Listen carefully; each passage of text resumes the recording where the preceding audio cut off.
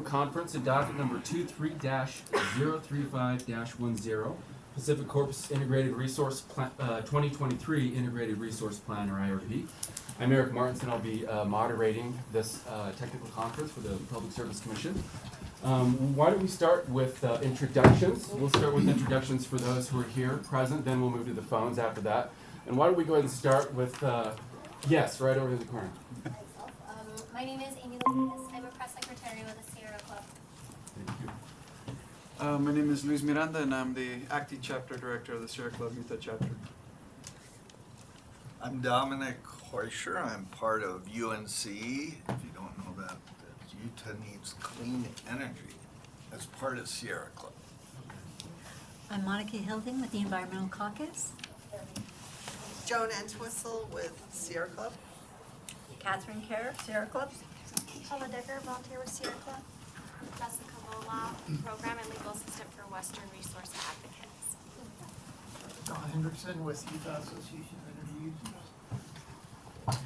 Users. John Harvey, Commissioner with the Commission.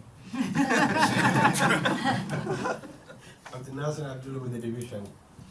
Melinda Craneville, Public Service Commission. Jacob Richardson, PSC staff. Brenda Salter with the Division of Public Utilities. Tyler McIntosh with the division. Ryan Daigle with the division. Tambra Davey with the division. Casey Coleman with the division. Laura Singer for Vo Energy. Sam Johnston, Interwest Energy Alliance. Patrick Griecu, Assistant Attorney General representing the division. Jeff Einfeld with the division. Dale Vostok with the Utah Office of Consumer Services. Logan Mitchell with Utah Clean Energy. Catherine Smith, Rocky Mountain Power. Bob Moore, AG, representing the OCS.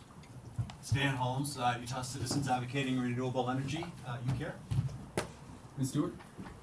Joel Stewart, Rocky Mountain Power. Janice Sabat, Rocky Mountain Power. Tom Burns, Rocky Mountain Power. Alex Ware, Office of Consumer Services. Michelle Beck, OCS. Again, Eric Martinson, Utah PSC. Dave Clark with the commission. Philip Russell, counsel for the Utah Association of Energy Users. Nancy Kelly, Western Resource Advocates. Carl Boothman, Western Resource Advocates. Utah Clean Energy. Great. And for those participating on the phone, we have several callers. We'll have each of you introduce yourselves, and we'll start with Rocky Mountain Power representatives, please. Hi, this is Rick Link for PacifiCorp. Brad Richards, Rocky Mountain Power. Brandon Kapp, PacifiCorp. Ron Shire, PacifiCorp. Peter Schaefer with PacifiCorp. Dan McNeil, PacifiCorp. Randy Baker, PacifiCorp.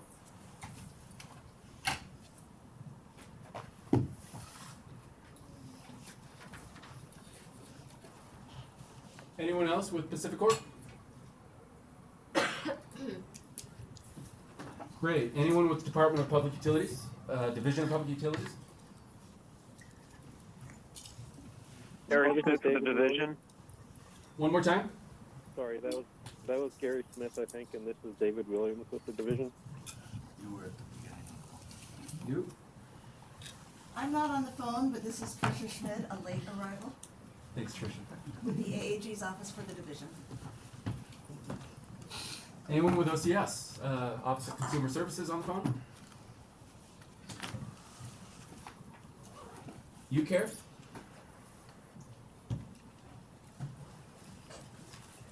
Interwest Energy Alliance?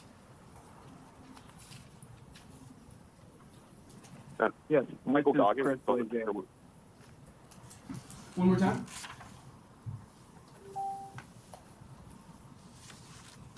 This is Michael Goggin, a consultant to Interwest.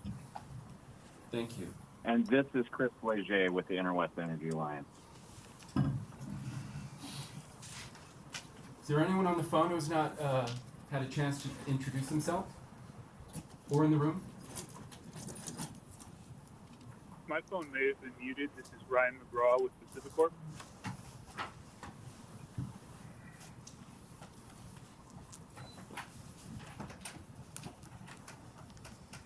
All right, thank you. And with that, we'll go ahead and turn the time over to representatives of Rocky Mountain Power. Thanks. Hi, there's a lot of faces that I don't know, but I'm Janice Saba. I'm the regulatory manager with Rocky Mount Power. We did receive 10 sets of questions from stakeholders that I combined into this matrix that was sent to the commission yesterday. It is on their website. I believe they're also projecting it on the screen. I did make 15 copies. Under forecasted the participation that we've had today, the commission is making 25 more copies. So if, for those who do want a paper copy, they should be available. I'm just gonna, couple quick reminders.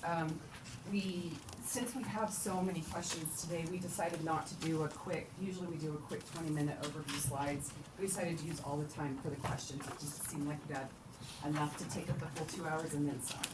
I will ask everyone to be respectful of every other stakeholder in this matter. So if we get into a topic or a question and people start getting really into the weeds, I might ask that we move on to the next question. I'll remind everybody that we do have a discovery process, so if you want written answers, if you want something that's confidential, if you want something in addition to what we talk about today, that process is always open to you. So I will ask that parties, or if we don't get to your question, you can always submit that discovery. Or data driven. Yeah, or if it's asking for a run or, you know, a work paper or something like that, so. And then do I have Joe Dallas on the phone? I didn't hear her. Yeah, Janet, can you hear me? Okay. And Joe, I'd like to turn the time over to you to just kind of go over, you know, the intent of a technical conference. Yeah, Janet. So today our technical conference is going to be on our 2023 IRP that we submitted here in today's docket. And as Janice stated, we're not going to be doing a typical overview of our filing, but instead going over the questions that we received. And I just would also like to back up what Janice said. The company would like to remind stakeholders that this is a public meeting and that information that has been designated as confidential should not be disclosed or discussed during today's meeting. Okay. I think with that, we can turn the time over to Tom Burns, who is the Vice President of Resource Planning, I think. Yes, it's resource planning and acquisitions, and there's going to be quite a few of at least the lead-off questions that are going to be answered by Rick Link as well. So with that, we'll just go ahead and dive into the first question. The division would like to discuss the effects of the suspension of the 2022 all source RFP on the 2023 IRP. Rick, you want to lead off on that one? Yeah, I'm happy to. Just do a quick sound check. I want to make sure I can be heard in the room there. Yep. Wonderful, thank you. So I kind of maybe want to start with addressing this question to highlight the fact that RFPs and IRPs are consistently, somewhat out of sync and influence one another on a kind of a lagging basis. And I think, as most understand, the IRP tends to be the vehicle that launches an RFP process, often identified in an action plan of an IRP. Just as a reminder for folks, the current RFP that has been suspended, the 2022 all source RFP, was actually initiated out of the 2021 IRP and not the 2023 IRP. That is a matter of docket, this proceeding, and through an action item in that particular that particular plan. And nonetheless, so, when we filed the 23 IRP, we took our best assessment of resource options in the near term that were not explicitly tied to the RFP bids themselves, but more derived from projects by type available through the interconnection queue, because those are the projects that are, can actually achieve or are most likely to be able to achieve commercial operations within an RFP window. As a reminder, this last RFP current RFP is one where we're seeking resources to achieve COD or commercial operation date. in that 2025 to 2027 timeframe. So projects not in the cluster study process for interconnection, today are not likely to be able to achieve that level of that timing.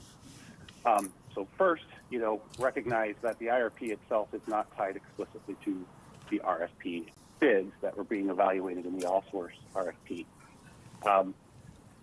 In terms of what the impacts will be, we don't know that yet. It's why we, continuously update the IRP through the kind of 2-year cycle and then the off-year updates. And our IRP update will be filed in early, spring 24 timeframe.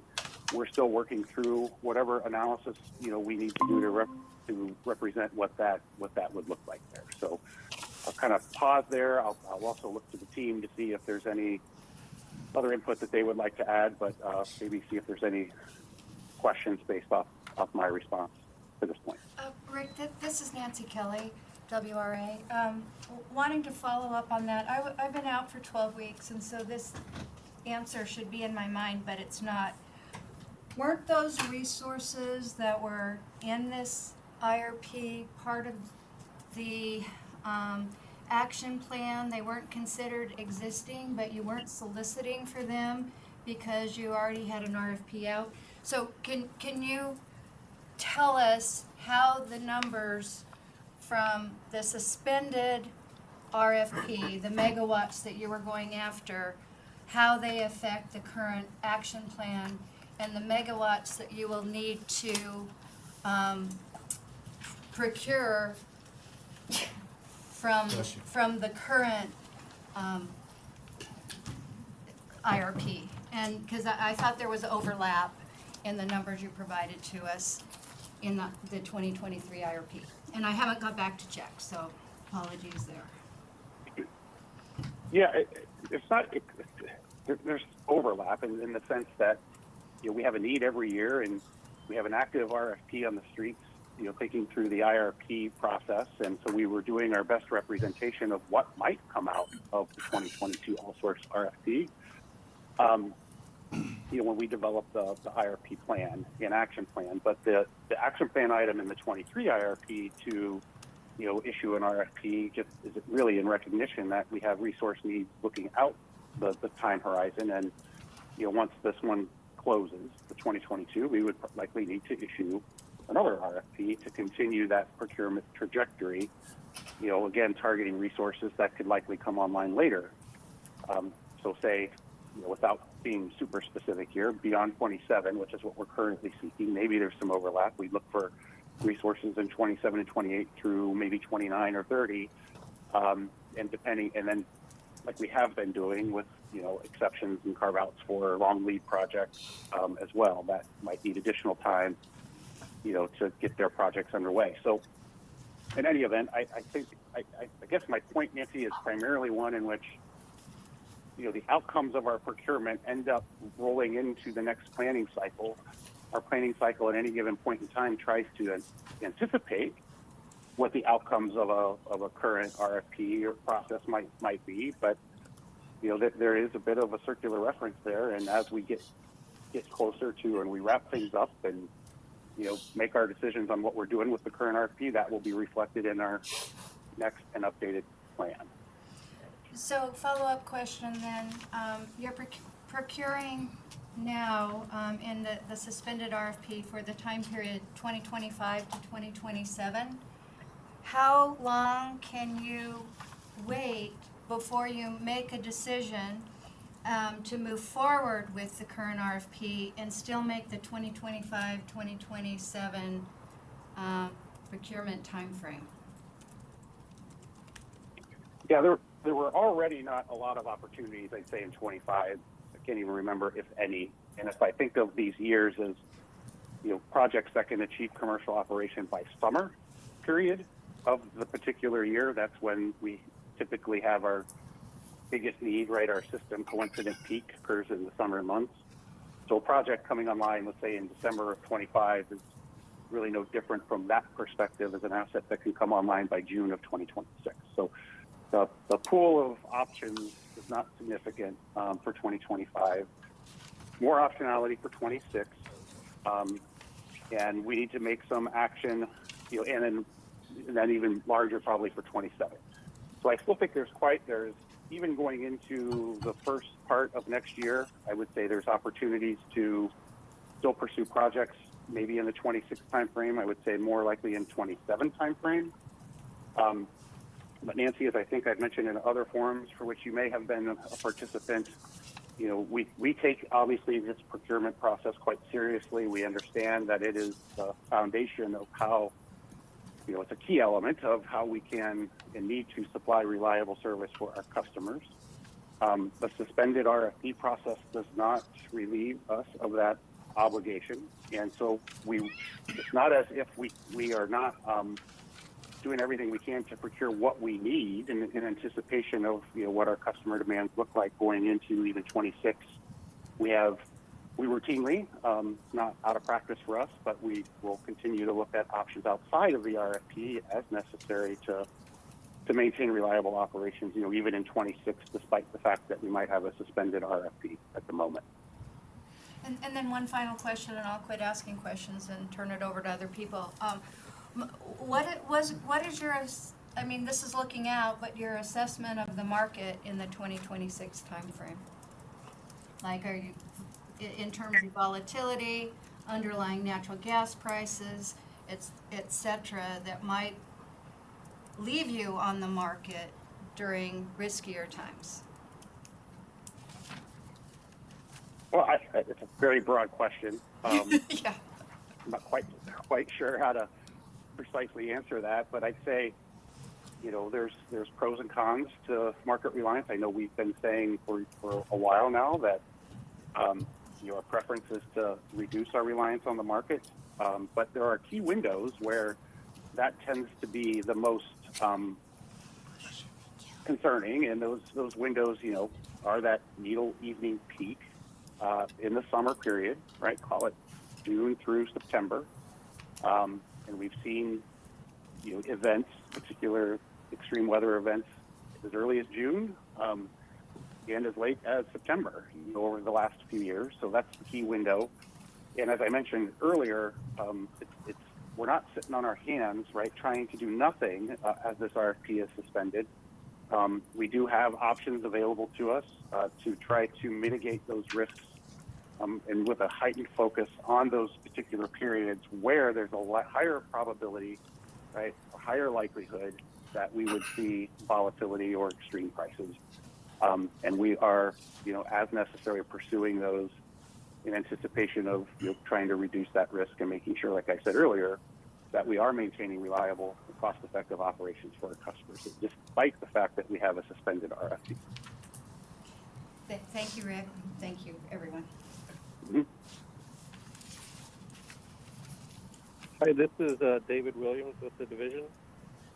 I just want to make sure I understand how the 2022 RFP resources are reflected in the IRP assumptions. So I get that you don't have the actual bids yet, so you can't put the bid values in when you're modeling. But when you're determining the preferred portfolio for the 2023 IRP, you're assuming that those 2022 RFP resources are in place, even though you're using proxy resources rather than actual bids. Is that correct? Yeah, it is proxy resources. So it's tied to, like, for example, if we look at our cluster study interconnection, the interconnection study through the cluster study, and we see that there are projects in that process, let's say that's solar at a particular location on our system with a interconnection date in 2027, we will make that available to the model as an option, an alternative for selection as a solar plant, but using our proxy resources, not the bid option. So we're not really using the RFP bids, and even explicitly, even the full bid pool, we're looking at that interconnection queue to help define the universe of what might come out of the RFP. And so even inherently, if we did not suspend the RFP and we're marching down the path of right now finalizing a short list and initiating negotiations with counterparties, that list would also be different from what is in the IRP for any number of reasons, right? Whether it's the types and locations of even volumes of things that were chosen in the IRP, would be different than what comes out of the RFP anyhow. Okay, and related to Nancy's question, I think at a certain point it becomes impossible just because of delay. If the suspension goes on for a few months, at a certain point it becomes impossible to make the 2026 deadline, and so all those assumptions that were used in the IRP about 2026 would no longer be accurate at that point. And you'd have to. Well, I don't know what you would do, but when you said you're looking at options outside the RFP, does that mean you're rerunning the model, the IRP model, based on some of the new realities, like cost of capital and delays and stuff like that? There's a couple of triggers that we routinely, do. We can, even outside of a solicitation process, which is triggered by resource procurement, and I'm talking generally here, right? It's not necessarily Utah's rules that are always at play, but in Oregon, for example, greater than 80 megawatts with a duration of 5 years or more. In Utah, it's for a renewable project, it's greater than 300 megawatts, duration of 5 years or more. Non-renewable, 100 megawatts, 5 years or more. So one pathway is to look at procurements that fall under or outside of those parameters, and see if there are focused assets that we can evaluate that we feel will bolster the reliability of our system. Again, I'm highlighting those periods I mentioned earlier, summer season, looking at the needle peak hours in the evening, where we see the most volatility, most risk, both from a reliability and cost standpoint, and focus our efforts there. There are routine annual kind of auction for hydro slices and solicitation processes that we can pursue and have pursued in recent years. We have some optionality there. We've got bilateral type of discussions we can have with our counterparties throughout the West to supply and lock up some resources, to help bolster the system, recognizing that we've got this need in 26. And to your point, the longer this takes to fully reassess and understand what the ramifications, of the changes around us have had, we are still pursuing those options again to maintain reliable operations. So just because we have a suspended RFP, and let's just say hypothetically, and this is by no means a statement to reflect what I anticipate happening, but if we were to, not release or unsuspend or do something until summer of next year or even fall, it doesn't mean we don't have options to procure things for 26. And we are still actively pursuing those, which is normal course of business for us. And are these options being run through the model to test them? Which one is the lowest cost, highest reliability, or? We haven't completed all that work yet, and it kind of depends on what options we're pursuing, right? A bilateral type of discussion, near-term, short-term type of arrangement might be handled differently than, a long-term procurement that would be more traditional in an IRP Plexos type of analysis. So it just really depends on what it is we're chasing to procure, what the duration of that is, what the product cost is like, et cetera. But we haven't completed this work. We haven't, locked in a lot of things. We've done some work, through some of our participation in the Northwest hydro markets, I'll say, up to this point, but we're not done, looking at it. My point is mostly to just highlight a suspended RFP does not mean we are not shoring up our system and ensuring we're getting what we need for reliable, cost-effective service in that 2026 window. Okay, thanks. You're welcome.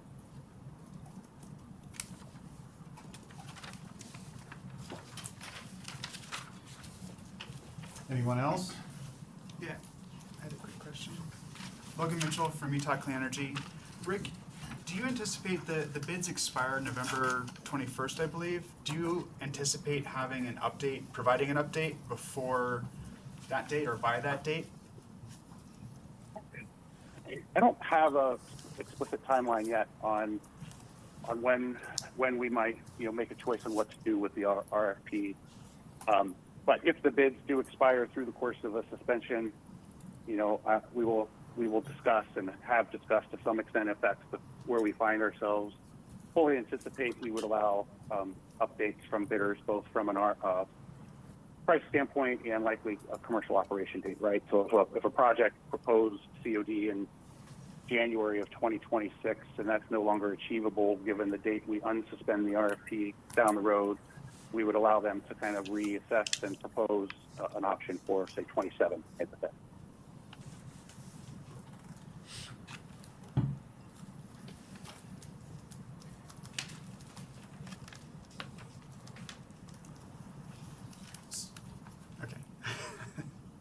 Do you have a follow-up?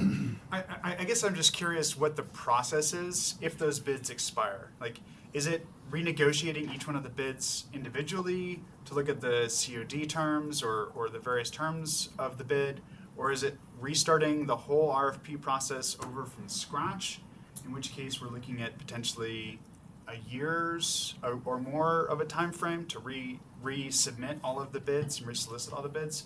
Can you maybe just help me understand what the process looks like, and maybe also what opportunities there are for stakeholder input, because it feels like there's not really very much opportunity to get information or provide feedback from stakeholders. It feels like a very opaque process, and I'm new here, so I'm sorry for my ignorance about the process if this is understood, but I would love some clarity about that.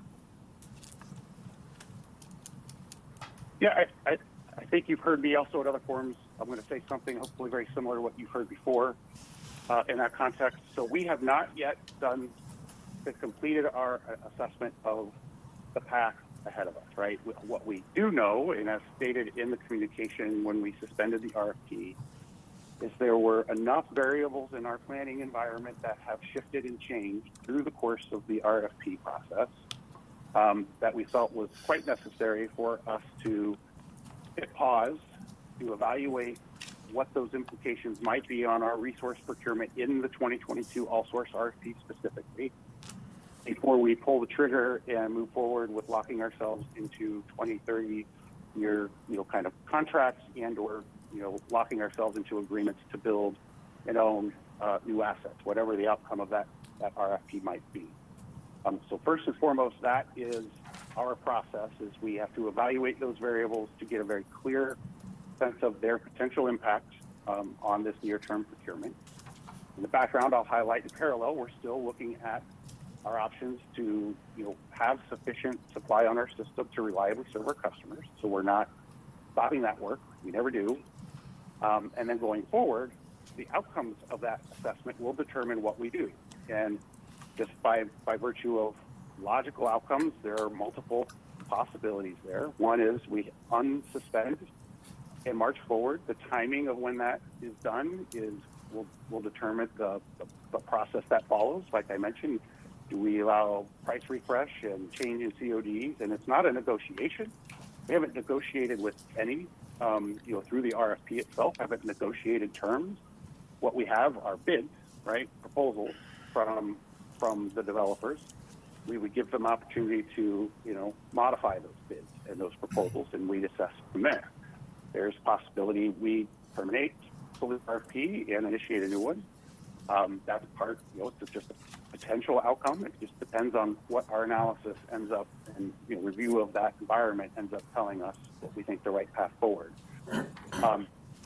Our procurement processes are ours. We take them, like I said, quite seriously. We do go through these solicitations in as much as they trigger the requirements in the procurement rules across our jurisdiction. And we follow those rules specifically or best we can. And so in this instance, we are in line with what those requirements are, and we're moving forward. We can't just speak a ton to what the outcomes will be because we don't know those yet. So Well, maybe I'll just follow on to your question about a public input process, because obviously acquiring resources is very commercially sensitive. So there really isn't a public input process until we bring forward a new resource.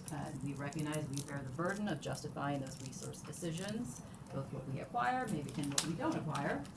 But in Utah, really isn't a process until we bring forward a resource decision. So at this point, we don't see a value, and in fact, we see some potential risk of having some sort of attempt at a public input process with where it's currently sits. You're still thinking. Yeah. That makes sense to me. That makes perfect sense.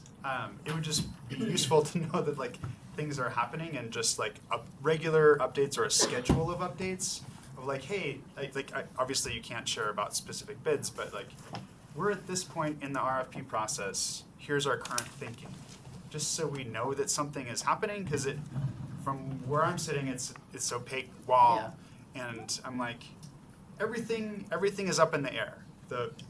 In my opinion, the IRP action plan is compromised, and the future procurement serving load is compromised. There's all of these questions because I have no visibility into this process, and it feels like there's a lack of information. And it makes sense that there is a lack of information. And I appreciate that. But if there was a way to have a schedule or have some way of having, and I know you guys are working on it because like it's important, and I know you are focused on that. It's just like as stakeholders, I feel like we're left in the dark, and there's not very much. And I appreciate, Rake, thank you for answering the questions again and bearing with me and being patient.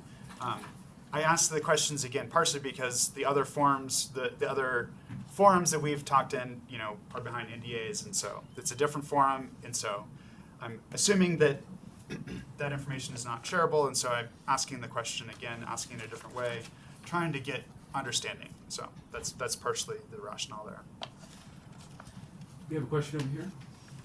Yes. So Luis Miranda, Sierra Club, and I just wanted to ask from PacifiCorp, what would you need to see change or happen to restart the 2022 RFP?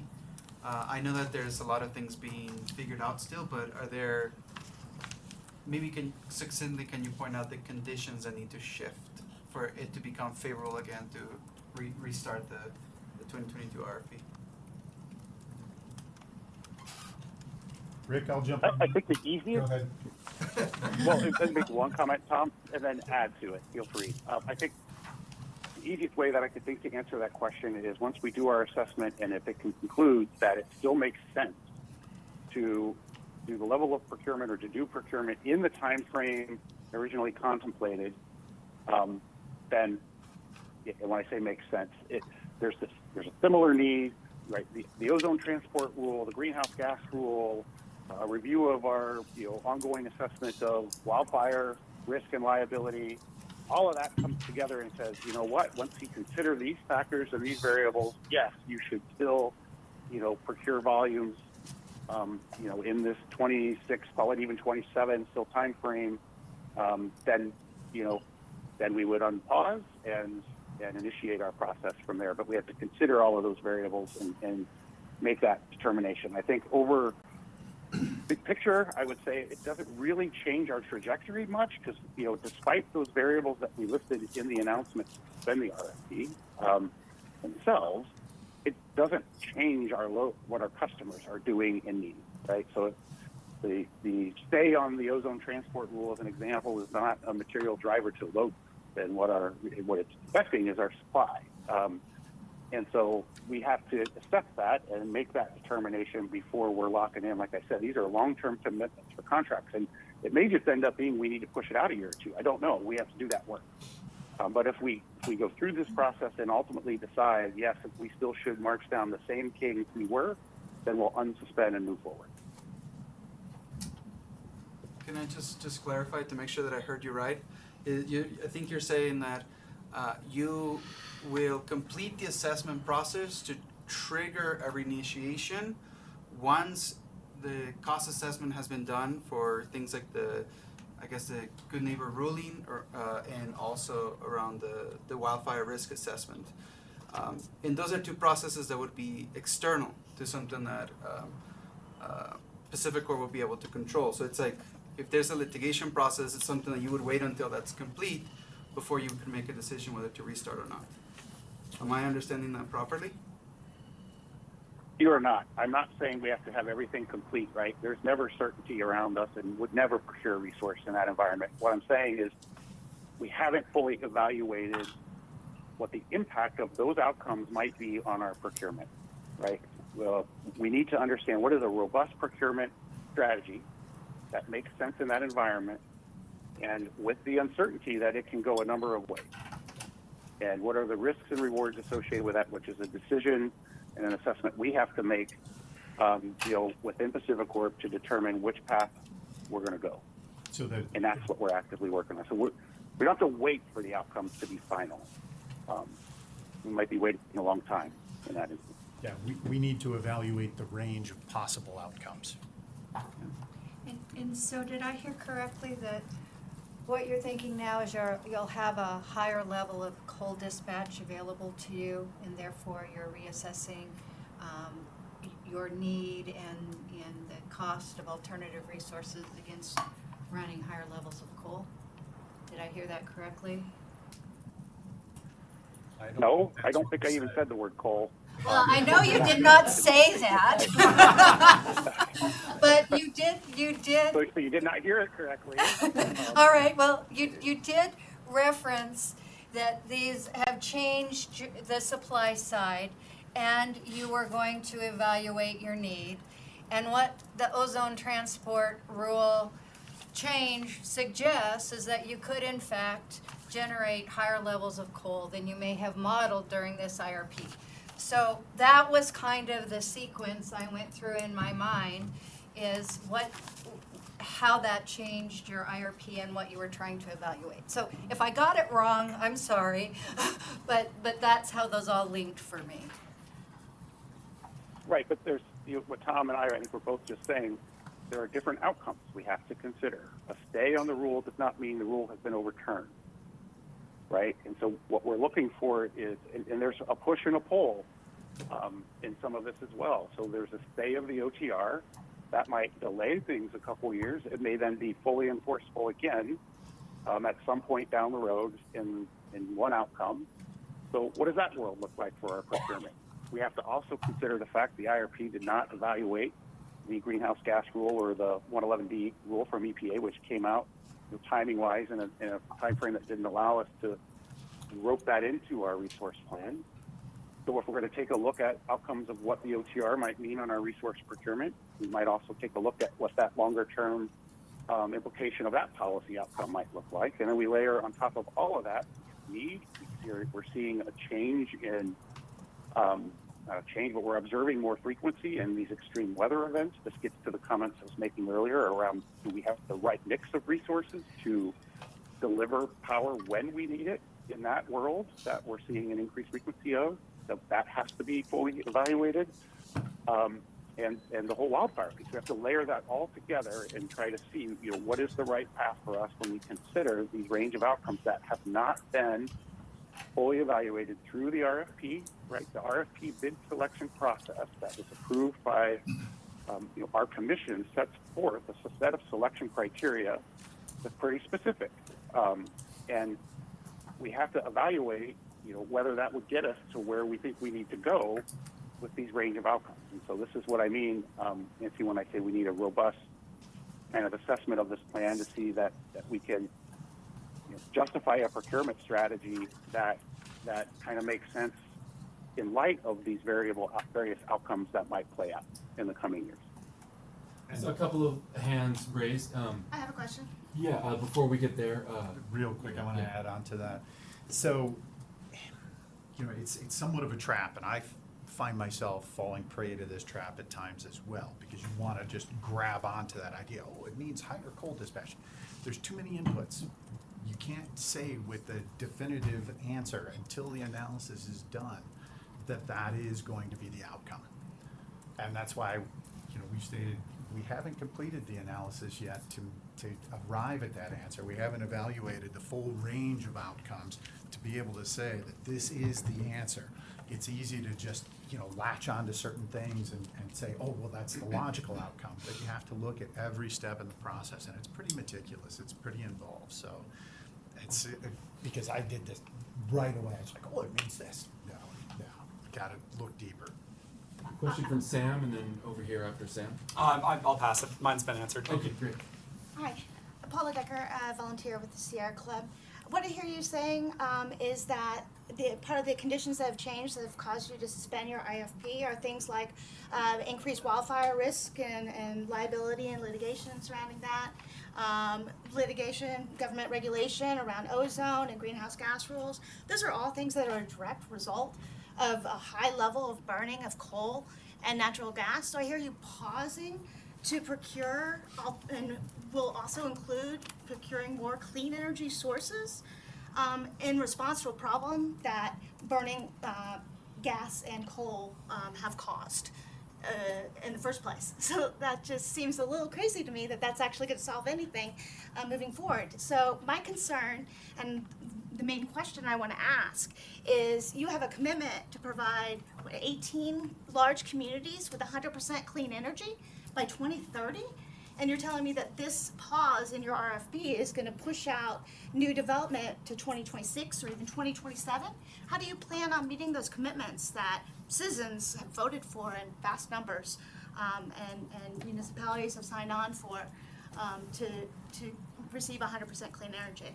So I want to know what this is going to impact the bottom line here, which is our transition to clean energy. So I'll address your latter question. So the Community Renewable Energy Program, we are still in negotiations and in discussions with those communities on the creation and the application for that program. So that program is not yet in effect. We haven't yet filed an application that outlines how resources would be procured and how the pricing of that would be undertaken. This RFP is for our system resources, not for individual or what we call customer preference resources. And so it's not yet implicated, but we are currently in discussions and have been for a period of time, and those remain ongoing. But at this point, I don't think there is a direct connection to that. What process do you use, or will you use, to procure, to meet those obligations by 2030? That will be addressed as part of our application as well when we reach agreement with So the outside communities. of this RFP entirely? Yes, the RFP is to serve our system customers, not individual customer agreements. And the first part of the question about the wildfire risk That's and not other like rules? a statement. I mean, we acquire resources based on a least cost, least risk basis in accordance with the policies of the state. Our current portfolio is based on the policy in all of our states. Does your risk analysis involve increasing liabilities in terms of wildfire increases and extreme weather events directly related to burning coal and gas and increased climate change? Does that analysis include that possibility? That's not really within the scope of the IRP. Okay. But Commissioner Harvey is. I appreciate it. raised his Thank hand. you. Yeah, and well, I'll try to chime in here.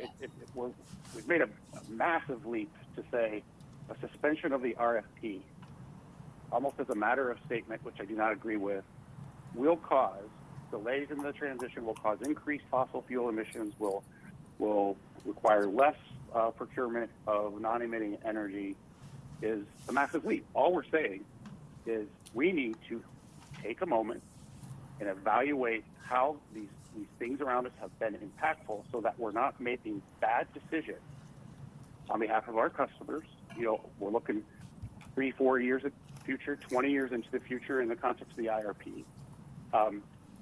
Again, before we commit ourselves to assets that, had we done that analysis, we might have determined was not the least cost path. It doesn't mean that one path is got more emissions than another.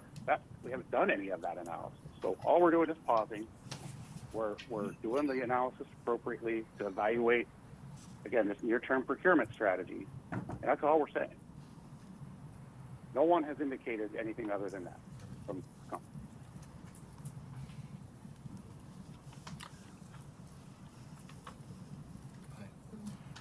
This is Carl with Western Resource Advocates. One thing I haven't heard, and I apologize if I missed it, but this to me, given all the inputs that you're talking about, I don't envy the company's position.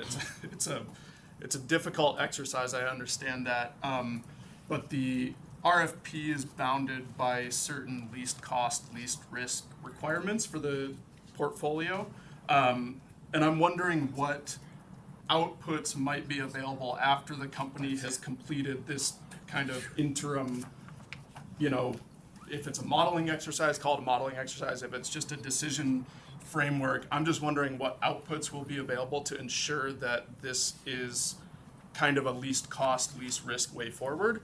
When you reevaluate, timing and wildfire risk and everything, I just want to make sure that we are able to say that this was the right decision by the company and that procuring resources on the timeline established in the 2022 RFP originally wasn't the least cost way forward. So I'm just trying to get a sense of what kind of guardrails might be available around looking at costs and risks as a result of this. Well, it kind of depends, and Joel, I might phone a friend for you here as well to chime in, but I think. Trying to get him to kind look of, at Tom. Yeah. Sorry, I'll look at Tom. Go ahead, Rick. Kind of depends. It kind of depends which path we end up going down, right? And so we unsuspend and we march forward here in the near term. We complete our review and we make that determination that we should just continue down the same path. We would then follow the current process, right? We have an approved RFP. We'd come up with our list of projects, work through the negotiations, and make filings, particularly in Utah as required for, the significant energy decision or resource decision. There's a forum in that environment, to kind of evaluate and explore how we got to where we got and moving forward with those agreements. If we don't, that would show up down the road, I think, in whatever venue we end up, right? If we end up canceling and restarting, there would be IRP, and then ultimately, prudence is also assessed and whether we got the right answer, in rate filings, whether that be power cost or general rate cases down the road. But Joel, you have anything more to add than that? No, I don't think you needed me on that. Thank you. I just wanted to, all your talk about new variations in energy supply or provision begs the question, could you comment on the use of energy storage during this analysis? Because I think that's very important. Plus, those methods are getting more advanced year by year. So are you including that in your analysis? I would think that's an important consideration. So I can say definitively that storage projects are certainly part of what's being evaluated. Mm-hmm. And beyond that, I want to, exercise extreme caution because we are pursuing assets. So, that's part of what we spoke about earlier, is that we continue to seek opportunities outside of the RFP that are going to meet reliability and be beneficial to that customers. includes then the storage consideration. That is an included asset. Good, yeah. Very important, I think. So ready for question 2? So we did. By the way, it's nice to meet all you guys in person. I did look, and through this discussion, we have hit a couple of the questions. So I do think it's important for us to move on. Let's go to the OCS number 1. And again, these might be out of order, but I tried to put them in a natural discussion order. We'll see if that actually pans out. So do you want to go to that OCS question 1, this one right here? Yeah. Anybody else need questions? Question time. So, OCS question one, with the IRP suspension, please specify and explain what resources are now not available as anticipated in the 23 IRP preferred portfolio. I am really at a loss to say that there's anything that is not available. The only thing that is maybe shifted is the timing, if that's, you know, what that question was trying to get at. Sir? John Harvey with the commission. This is just a follow-up to the OCS question. And it may not have been what they were after, but just sort of how I'm thinking about that question. Just looking at our discussion in terms of meeting load, you can use your existing resources. You can put off resources that you were thinking of closing down or converting. You can push those actions into the future. You can do short-term contracts, I guess you'd say, front office transactions, things like that. Or you can acquire these smaller resources that fit under the caps in the various states. Are those kind of the only four options, or am I missing something? So, a lot there. And I guess I'm gonna start with this. So in the near term, we're not looking at any retirements. So really in the Well, near. you're just saying looking at action plan. Oh, understand. Also, you know, if in the pursuit of resources, there's a resource that justifies going after a waiver or an exemption, that's also an option there. So, you know, that's always in play. And then, you know, where this really hits home is this is a timing question. And there are resources that are available that are shorter term.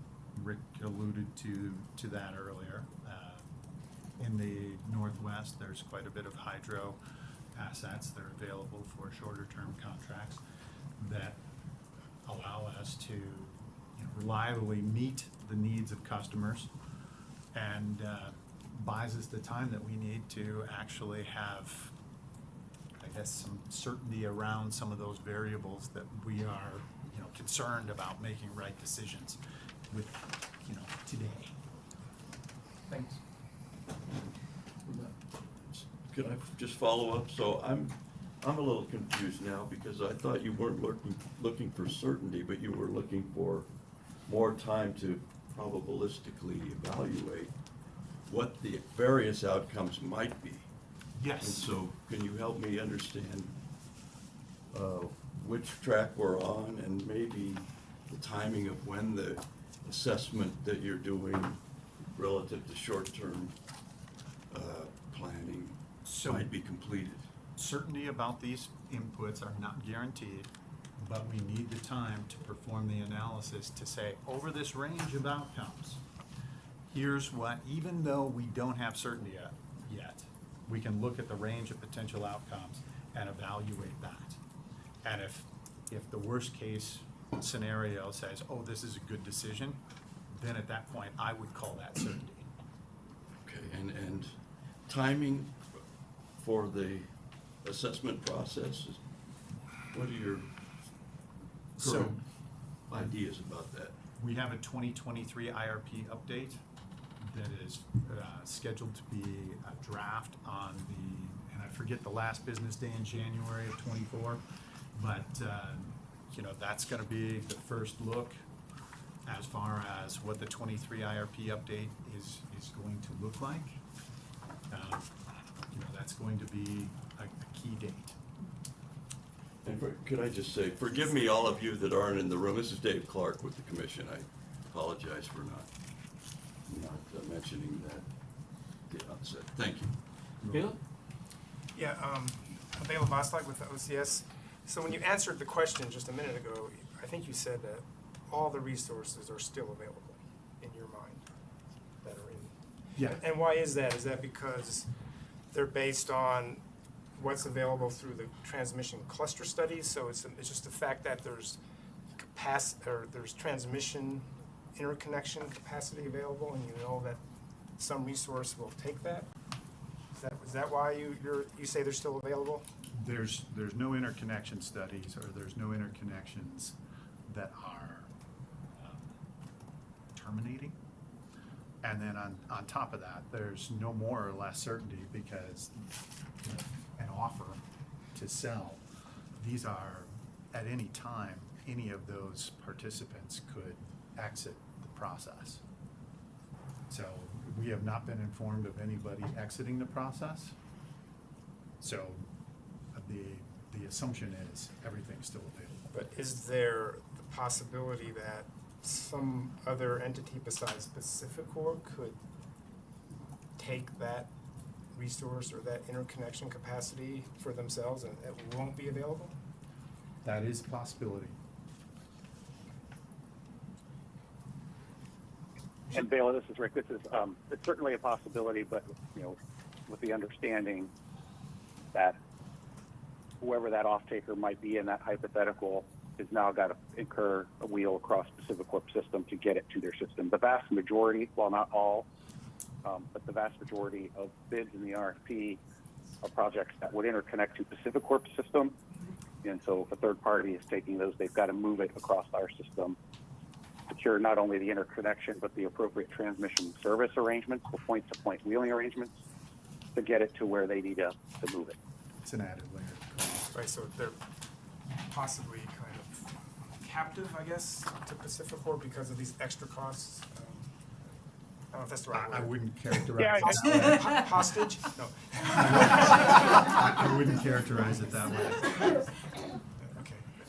But Well, that's just the facts of how it works. I guess I wouldn't right. call it captive. I'm just highlighting they have to secure the transmission to move it, and that does come with a cost. that comes with the OAT and FERC, so it's not a PacifiCorp business practice. So, I understand. Now, if we're gonna be pointy-headed, those resources would be available to other entities within PacifiCorp's. We're definitely gonna be pointy heads. Within PacifiCorp's footprint. Right. So I just wanted to go back and clarify our question here, because I just wanna maybe push back a little on your answer. So you said all the resources available, and our question was about the portfolio and the action plan, and then in response to Commissioner Clark's follow-up questions, you said, oh, well, we've got the 2023-4 update. 23 update. And so, I just wanna talk about process for a minute. So, all of these related issues, and we understand there's a lot of external factors and a lot of different forces impacting the company's operations. But I anticipate that you understand that results in a lot of processes that stakeholders with limited resources are trying to follow. And it feels like there's a lot of time being spent in limbo. And so at some point I also question, what's the point of the IRP? Are we really gonna file comments and do full analysis? We're definitely gonna do discovery. But is it somewhat mooted if we're not really gonna even get responses or any level of kind of how we're moving forward until the next filing? So we have this filing that we're still working on. I won't list all the other things we're working on because people who are answering these questions are in all those forums, so you're well aware. But we're very resource constrained. And so at some point, I don't know, just help me understand. Are we still gonna see this through, even though you might not have any, here, can you Oh, I'm sorry. We might not have anything to really respond to until the next filing. All right,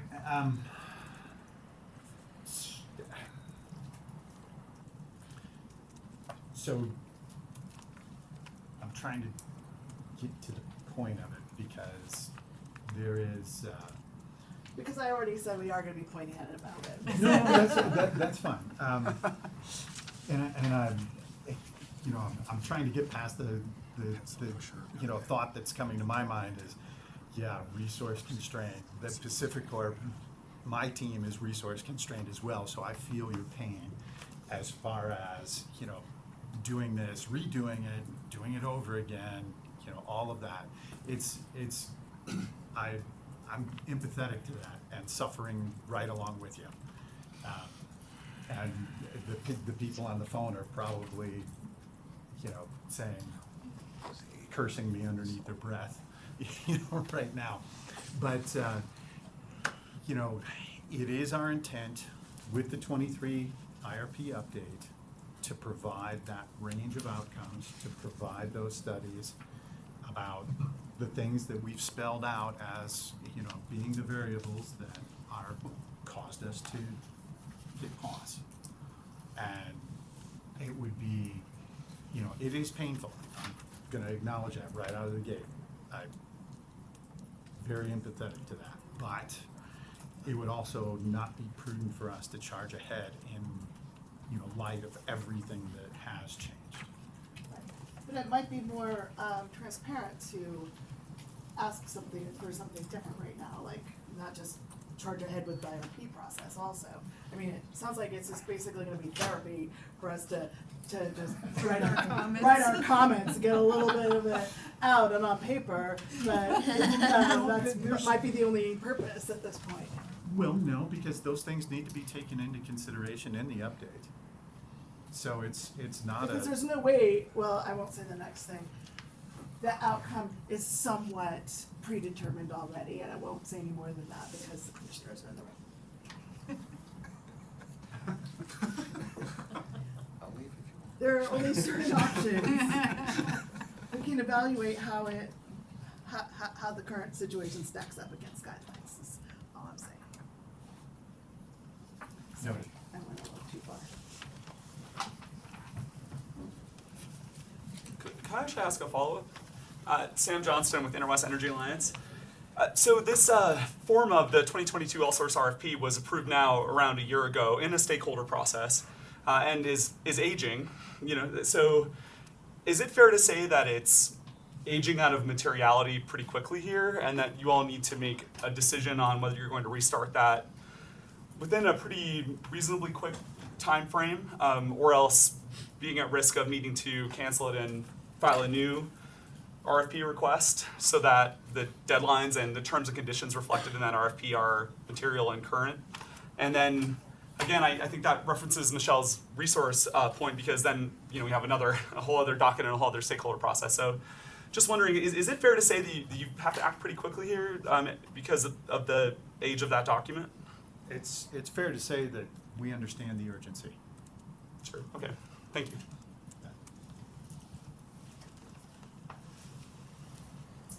Well, where are we? Let's see. We have two. I think we're actually probably on like. Maybe we can see if it, I mean, have we covered RFP and then move to the, yeah, I mean, at this rate, we're already you know, more than halfway through the session, so do we wanna maybe get to the IRP modeling in this session? That's fair. And I see a again, hand raised. Discovery is always an option. Yeah, I actually had a couple of questions that are tied to, vote solars, I'm sorry. Let's see where they, OCS 3 and 4, or the IRP standards and guidelines. And, so there are a couple of things in the standards and guidelines that I would like. RFP or IRP? I'm sorry, It's on IRP. page 2 at the top, the OCS questions 3 and 4, I Right, think. RFP suspension, please explain what updated information PacifiCorp will provide stakeholders regularly showing that the 2023 IRP meets the IRP standards and guidelines. So there are a couple of questions that I had. One had to do with the impact of the RFP suspension on the 4-year action plan. And one of the specific questions there was how it would impact that plan, or it seemed to as potential impact on that plan, and how social concerns might affect cost effectiveness estimates of resource options being considered during this RFP suspension. And I'm thinking of climate change costs. Insurance rates are already going up in Summit County. And so I'm just wondering if the company's going to factor that into their considerations, since it is part of the expectation under the IRP guidelines. So that's one question I had. And the other was that as the risks are assessed, associated with various resource options, and how the action plan addresses these risks, the company will identify who shall bear such risk, the ratepayer or the stockholder. So are we looking at allocation of risks or costs associated with the options for proceeding with the reissuance of the RFP or a new RFP?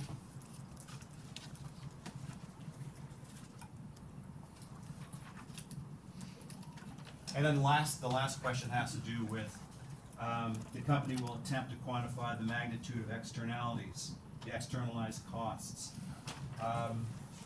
And again, if you're turning to FOTs, if you're turning to the market, that could have a deleterious impact. I'm wondering whether or not it will take the IRP process outside of the standards and guidelines that are set. And Michelle, I'm not sure what, or Bela, what you had in mind with this question, but I thought it was a good one. Well, I mean, I think we've got our question answered, because we asked what additional information are you gonna provide, and they've answered that it'll be in the updates. And so, that leaves us evaluating what's on the record already for now. So our question is answered. Okay, and that's how we should proceed then, Tom? I think so, but I have to be honest with you. I've been trying to catch up, and so I missed about half of your question there, so my apologies. So, I mean, for your middle one, number 2, I think I will just say, I mean, right now, we recognize we bear the risk of our decision-making, and ultimately, that will be evaluated through whatever actions we bring forward to the commission. I mean, I think that's But the risks are also shared by corporate stockholders and ratepayers. Ultimately. Well, I mean, ultimately, we bear the risk of our decision-making, and so I think that's, okay, you know, so the. I'm looking past the corporate risk to the actual impacts on people, you know, ratepayers and citizens who are impacted by your decisions. Well, I mean, ultimately, that will be evaluated by the commission. I mean, right now, today, I don't think people are impacted. We still have resources to serve. I mean, these are forward-looking decisions that we need to make in light of a lot of changing circumstances, and so we are trying to be responsible to do that. And so I don't know how to actually then get at your question, but. Maybe as Michelle pointed out, Yeah. it needs to go through discovery. But I guess the other thing was, question number 4. Please explain if the RFP suspension affects any coal or gas-fired plants' planned retirement date assumptions in the 2023 IRP. And, you know, I'm looking at table 8, the coal generator resource options, page 225 of volume 1.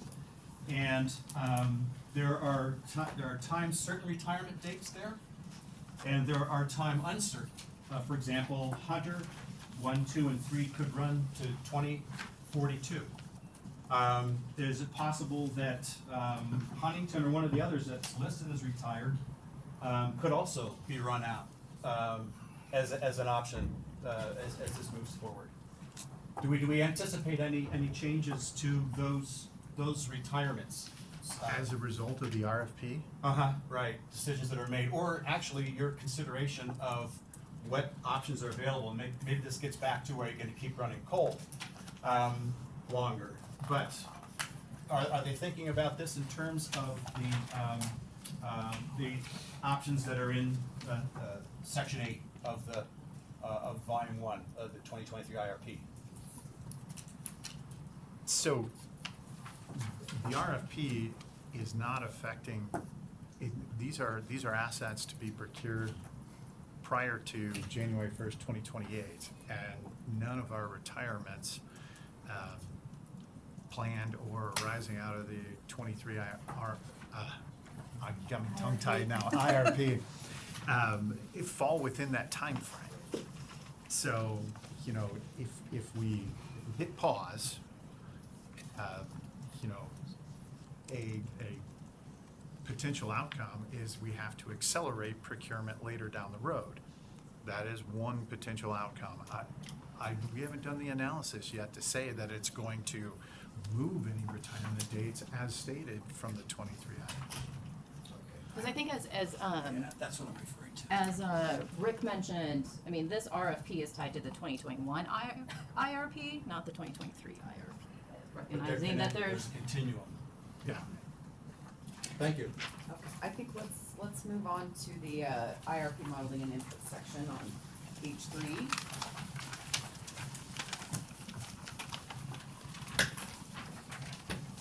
I'll let Tom take us through those.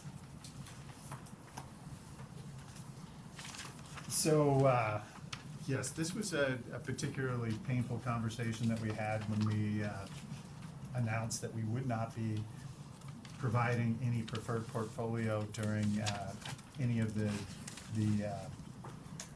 initial modeling results.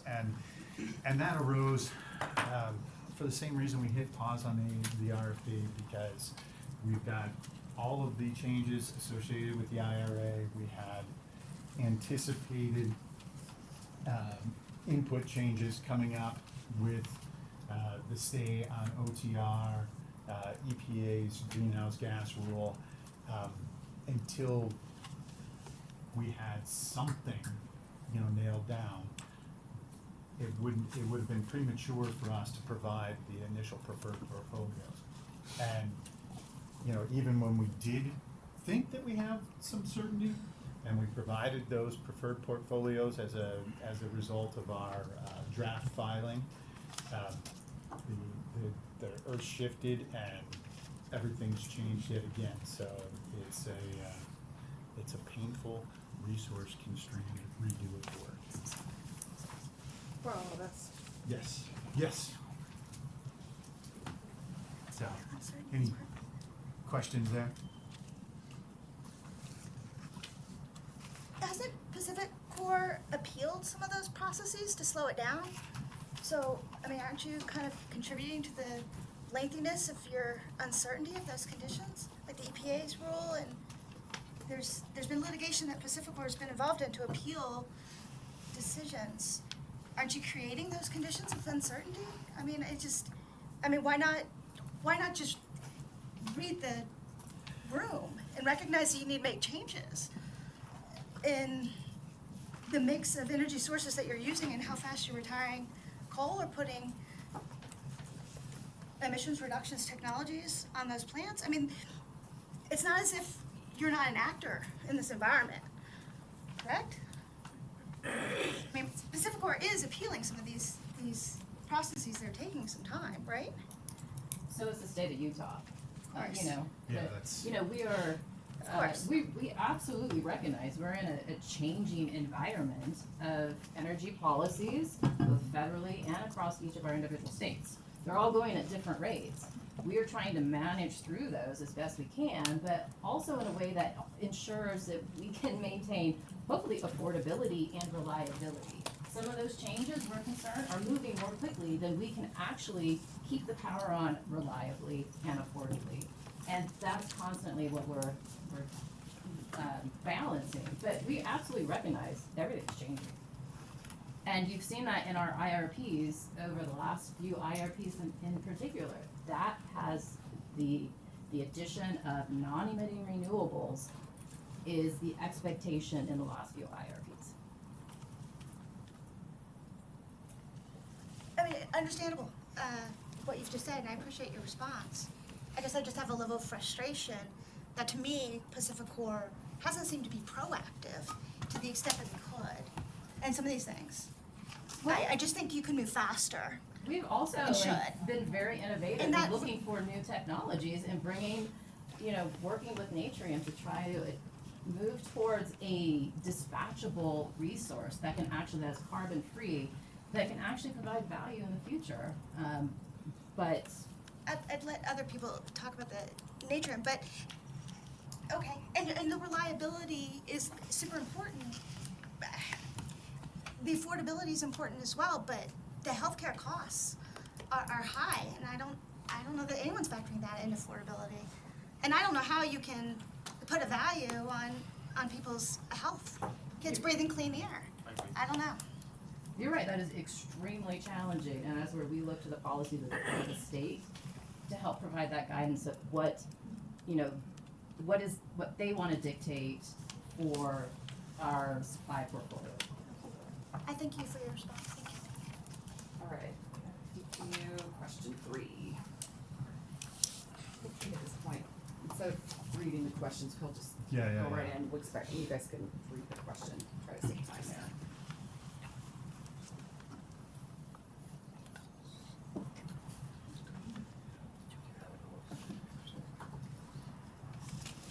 So, the medium case is the expected outcome. We have the different price policy scenarios to give bookends, that range of outcomes. And the medium is considered the most likely outcome. So is there any follow-up questions on that? Yeah, this is David Rogers with the division. So on that quote on page 306, where you're kind of summing up how you determined the preferred portfolio, that makes it sound like what you did was you looked at all the variants on table 914, and then just sort of did I don't know what you would call it, an eyeball test, where you considered current policies in motion and unmodeled risk, and then you determined that PMM was the preferred portfolio. I guess I want to know, is that an accurate description of what happened? I think the way that you're describing it is accurate. Okay, there wasn't any calculation or modeling that we could review. It was just sort of an eye, I don't know what you call it, an eye test. That's an accurate representation. Okay. And the policies and unmodeled risks that were considered, those are just some of the things that we've been talking about: risk, reliability, ozone transport rules, state policies, things like that? Correct. It's all the things that we've been referring to in the previous hour and 15 minutes. Okay. That's good enough for me on that question. And so, Dave, or I guess for the room, on your question number 4, that was one that I flagged as being probably better addressed through discovery, but then when I checked with the IRP team, they did say that we actually did not run the variant cases under all of the price curves, so that those, I didn't want to tell you to ask in discovery and then tell you we didn't have it in discovery, so it's not something that we have done available to us. Okay.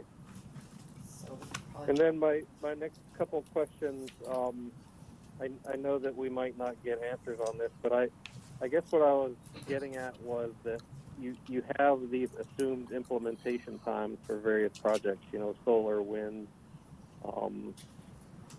even like nuclear and things like that. And I guess I was wondering, A, how well do those match up with reality? Like, how well did those match up with the resources from the 2020 RFP? And if they did not match up very well, does that mean that, you know, you need to consider extending those implementation times to reflect the reality?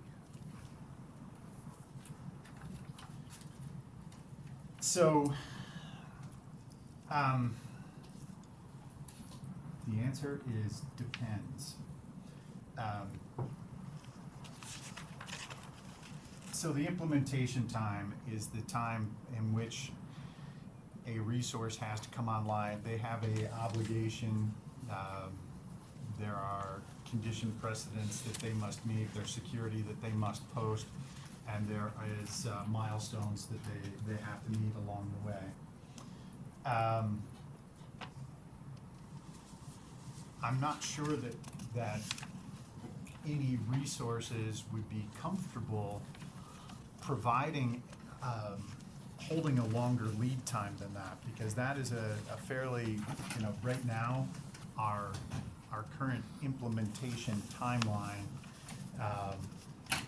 is an ask for them to provide something price certain, put forth security, and then execute on a project. And if we said, okay, well, now we're going to want you to do that out through 2030, we would have a harder time having resources sign up to want to hold that price certainty for that extended period of time. Does that answer your question? I mean, you could have, I guess, you could have two times, right? You could have one time where you ask the bidder to have it done by, and then you could have a modeling time that would reflect, that you could even tinker with, right? You could run scenarios. Here's a modeling time that reflects that they're going to get done and what the bidder says, you know, the timeline the bidder says. Here's a modeling run where we assume implementation times are more like they actually were in the last RFP, and then you could compare those things. We do similar things for that, for projects such as advanced nuclear. You know, we've ran a variant that shows what happens if it doesn't show up. So those types of studies, you know, have potential. I'm not sure that we could do it on the basis of specific resources, but we can take it under advisement that we could provide a variant that shows 50% of the assets not materializing. Yeah, I mean, I don't expect you to do much more on this. It's just more a case of, you know, we have data on how long it takes projects to be implemented, and if you could use data that accurately reflects that, I think that would be better. Well, and it's part of the process of the RFP is we try to have qualified bidders that you know, post security, show up, and complete projects on time, and that's important for everybody.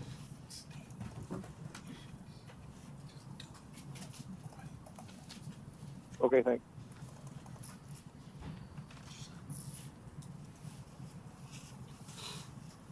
Number 7.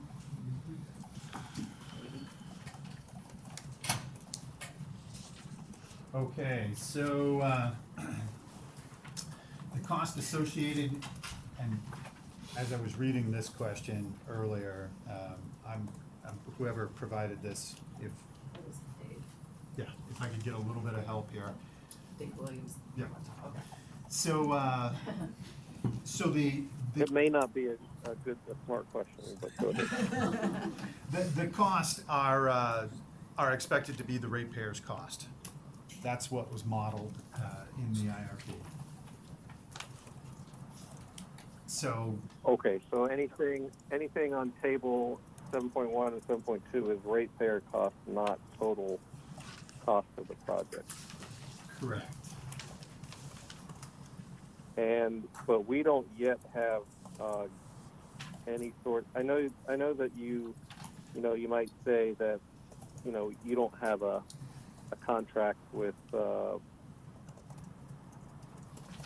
you're not on the hook for natrium yet, and that's fair. But you also don't have commitment from whoever else would be paying the balance that they are actually paying the balance. Is that accurate? So, the risk is borne by the natrium provider, so TerraPower is the one that bears the risk.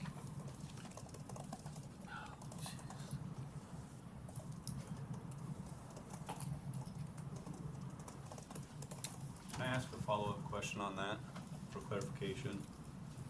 I was at a conference where Gary Hoboing was speaking, and he spoke specifically to this.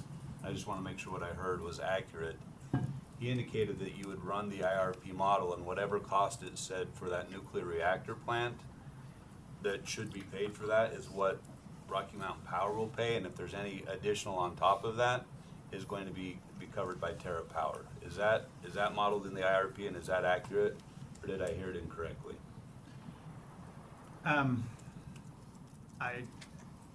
Hey, Tom. Yep, go, Rick. Rick. I'll chime in on that one. Hey, conceptually, that is accurate. The whole idea from day one with the Natrium project is, we will only pay what makes sense for our customers to pay right through rates. We're not going to do a project that increases costs for customers. We need a project that will ultimately bring value and benefit to customers. And anything above that would have to be covered in some form or another by TerraPower. And that has kind of always been, the marching orders this way. But we don't have the definitive documents and contracts and agreements in place at this stage, to memorialize precisely how that will work at this point. But those are the concepts that we're assuming. And even in the IRP, there's a chapter with the variant analysis. I think for this one, I think is in there as well. And the cost at which we modeled it showed it provided a net benefit to the system. So it's consistent with that theme. Do you have any, how did you come up with that figure, the base capital figure, and say this is the most that we're going to pay? Well, I think maybe to clarify, if I understand this right on the question, I'm not sure, can someone on my team clarify if that's the cost for Natrium or if that's the cost for different type of modular nuclear unit?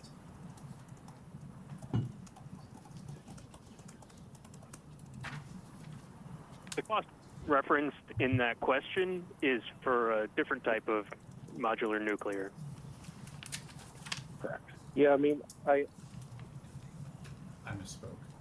I think I asked that because that was what was in table 7.1. So I mean, if we had a Natrium line in there, I would have used that, but that's what we had. Yeah, this is Randy Baker. Natrium is not specifically presented in the supply side resource table. I mean, are we supposed to think that it would be similar to this nuclear line, or no? I think the sensitivities here are we're in commercial discussions with TerraPower, so the information is sensitive in that regard. So I'm reluctant to talk specifically to the numbers we're assuming for Natrium. I think the most important element is we will not move forward with the deal with Natrium unless it is net benefits for customers. So when the model was selecting nuclear, it was selecting this item on table 7.1. No, it's selecting the Natrium technology, not the small modular nuclear technology that is represented in the cost for table 1. Those were available. The model did not make those selections for that particular type of asset. Okay. Sorry, I was confused about that. So there's another line for table 7.1 that was just not distributed, and that lists the cost for Natrium and in all these categories, and the model selected that line. Yeah, if you could think of it that way, and it's not presented because the number would move up until the point it provides that value for customers. You can think of it that way, and it's a commercially sensitive value that again we're in discussions with the TerraPower team and are kind of marching forward with that premise. But I think most importantly, it has to be cost effective for it to work for us. Okay, thanks. I think I was confused because I knew that was a small modular reactor, not Natrium, but I thought it was sort of like a stand-in or a proxy for selection of the Natrium plant. That's not the case. I think that's correct.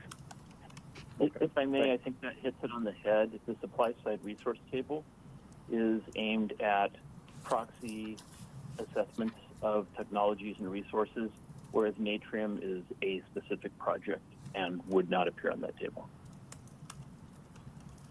And this is Nancy, wanting to follow up on the concept of net benefit. Would that be a with and without analysis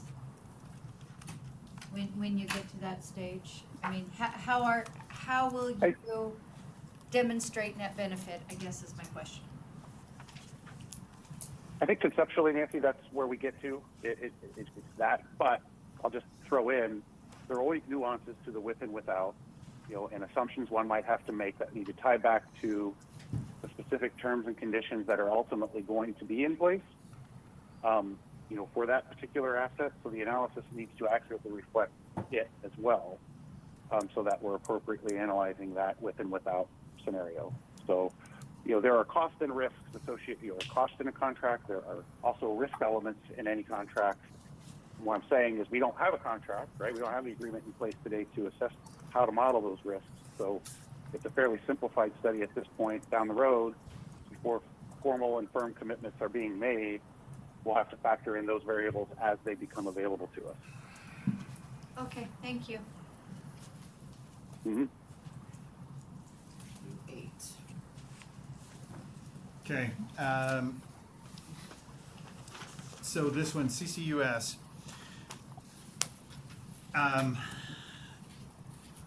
So in comparison, and I'm taking the gist of this question is CCUS, why didn't it get picked to be part of the preferred portfolio? Why was non-emitting hydrogen peakers chosen and Natrium chosen? So CCUS, although we had proxy costs, we were unable to provide any conforming bid providers of that technology to be able to see it as viable. There's still quite a bit of risk there, and we continue to pursue providers of this technology to make sure that we have good proxy cost in evaluating that resource and whether or not it's part of the preferred portfolio. So, was there a second part to that question? I mean, I know that we're probably not going to get to get much further on that question, but a lot of the things that you say on page 296 and 297 about why that portfolio was not included would also apply to hydrogen peaker plants. You don't have any bids for those, and you have no idea if your costs are accurate, and you're just unsure about.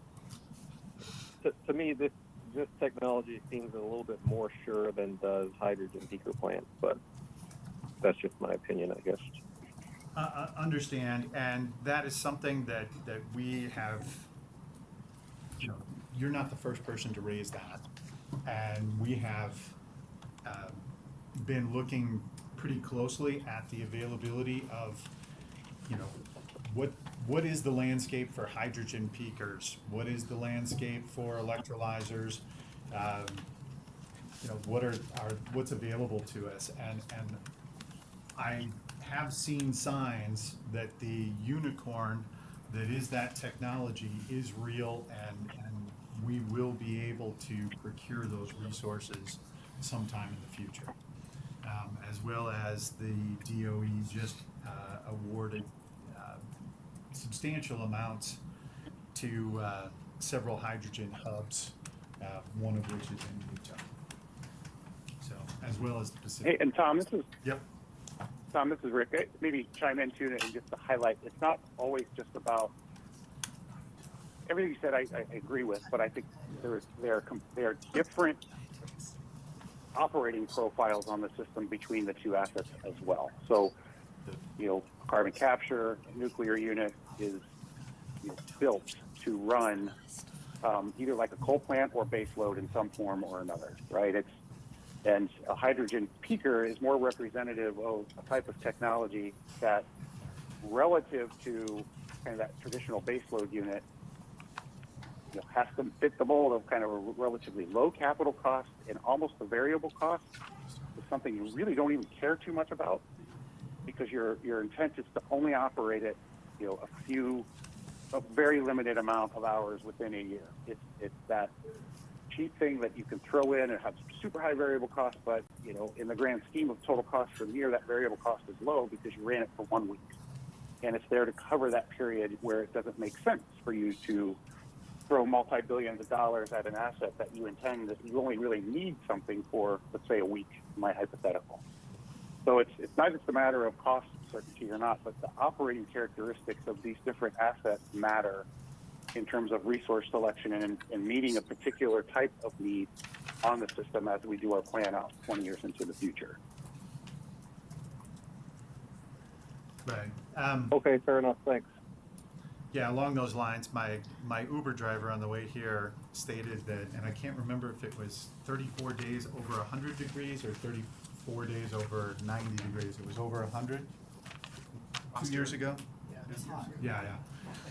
So during that time frame, I didn't know the exact account. I knew it was we set a record, but during that time, we were very fortunate that the rest of WEC was not also simultaneously experiencing heat of that magnitude.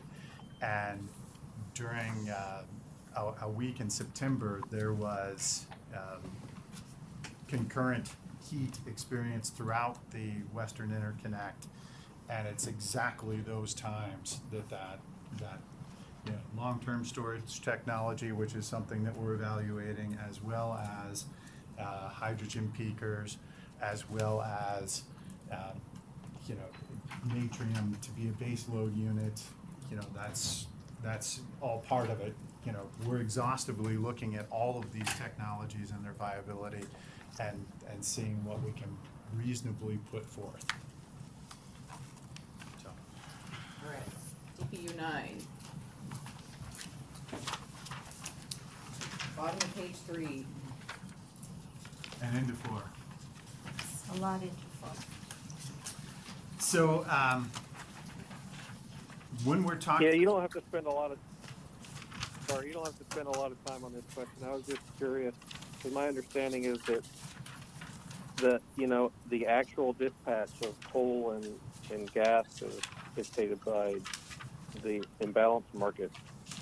Now, if that's wrong, let me know. But then I was just curious about how the IRP tries to mirror that dispatch or take it into account. So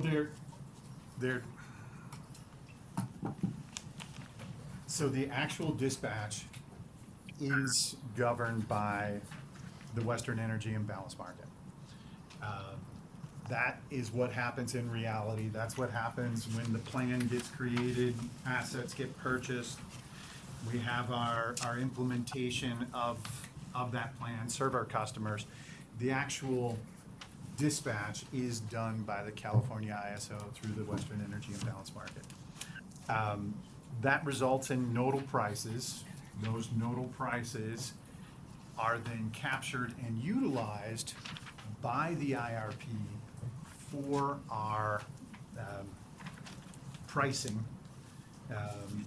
to be used by the model. Now, I say that only because the nodal prices influence the prices that are utilized in the IRP. They are not the outcome of the IRP. It is not an exact science. It is the closest to reality that we could get.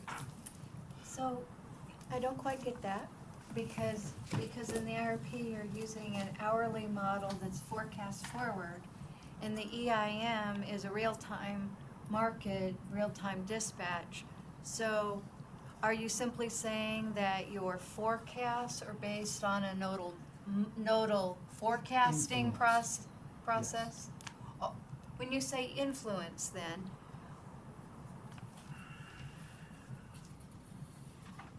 are you looking at historical? And I mean, I really, to me, there's kind of a disconnect other than in the use of a nodal model to generate your price forecasts. So Dan McNeil, do you want to step in because you have more understanding of exactly what's incorporated there? Sure. And I've said this repeatedly, like the hope is that what we have in the IRP is representative of the way that dispatch will happen in the future. And dispatch in reality happens through Western EIM. It happens with, intra-hour, movements and so on. But that forecast of what the market is, we have a forecast of what the market is for every hour. Is that range of hours over the course of each month, out 20 years, reasonably representative of what might happen in aggregate through EIM? Reasonably, right? And if we do stochastics, does it shock those prices around in a way that is somewhat representative of what happens in EIM? Hopefully. In the past, in the 2019 IRP, we identified specifically like intra-hour dispatch credits for different flexible resources, and there was pushback, and we ultimately sort of let that go by the wayside. And sort of the reason is that we are already more flexible in what the Flexos model can do with hourly dispatch decisions than than we were several years ago before EIM was so large. We still are very reliant on block trades, 16-hour blocks, things like that. The hope is we can get reality to be as flexible as what the IRP model can do, but they're not that dissimilar, right? We can make very smooth transactions with other markets in Plexos, but we're ultimately responsible mostly for serving all of our own load. A little bit can get in and out, but a lot of those megawatts have to come from our own assets. All which is to say, do we think Plexos is a reasonable representation of the way that our resources dispatch? Yes. Particularly as we get a lot more storage, I expect the spikes that we've seen in EIM to smooth out unless it's sustained for longer periods, like hours, right? If your 4-hour batteries run out and then, or maybe slightly in advance of that, you're seeing prices spike over a sustained period. So, all which is to say, we think it's a reasonably good estimate, with the stochastics and so on. But yeah, it's something we are continuing to look at. So when you make the nodal price forecast for the IRP, you can handle things like transmission limitations that reflect the things that the imbalanced market runs into. Not all of them, but the ones that we think are most directly related to the way energy supply management manages our resources and loads and our access to markets and so on. So it's not quite the same, but it is using the same fundamental concepts of nodal prices and congestion and so on, and connections to a broader Western market.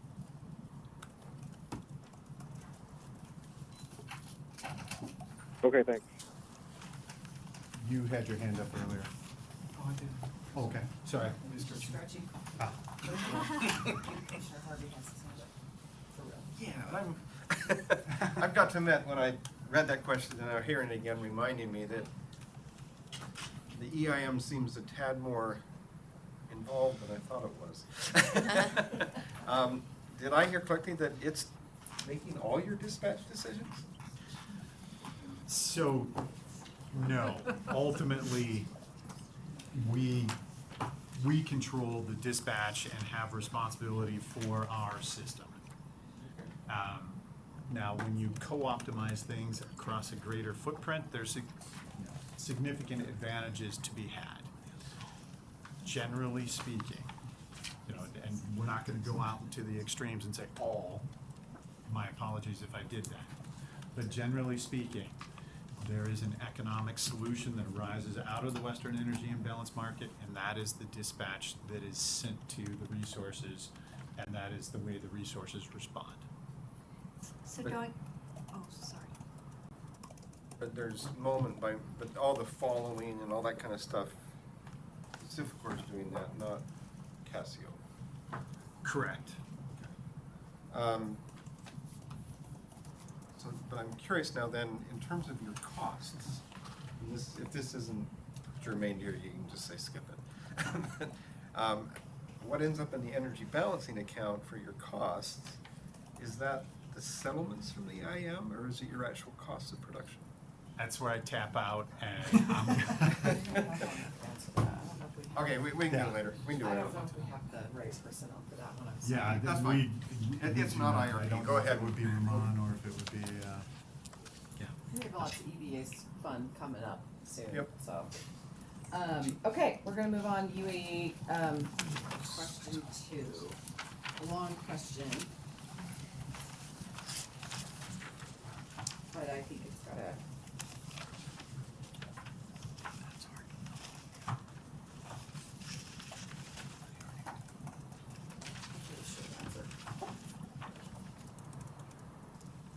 You know what, I'm gonna just go to my notes, so my apologies.